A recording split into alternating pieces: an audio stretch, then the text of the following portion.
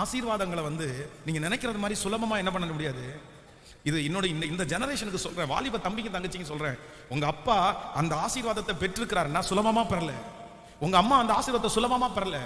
உங்களை சுற்றி இருக்கிறவர்கள் அந்த ஆசீர்வாதத்தை சுலபமா பெறல.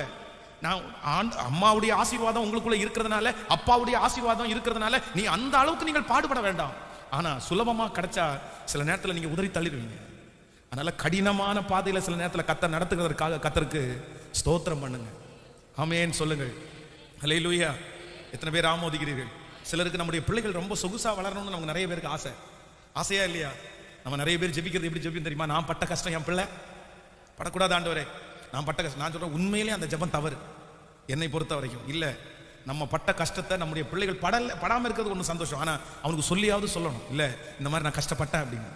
அவனுக்கு சில கஷ்டமான பாதையில் ஆண்டவர் அவனை நடத்தி கொண்டு போகும்போது நீங்கள் கர்த்தருக்கு நன்றி சொல்லுங்க, நன்றி சொல்லுங்க. ஏன்னா சுலபமாய் கிடைக்காமல் கடினமாக அவனுக்கு கிடைக்குது அப்படின்னா அதை குறித்த மரியாதை அவனுக்கு நிறையவே தெரியும். ஹல்லேலூயா. சுலபமாய் கிடைத்ததுக்கு நிறைய என்ன கிடைக்காதுன்னா கண்டிப்பாக மரியாதை கிடைக்காது. ஆமென்.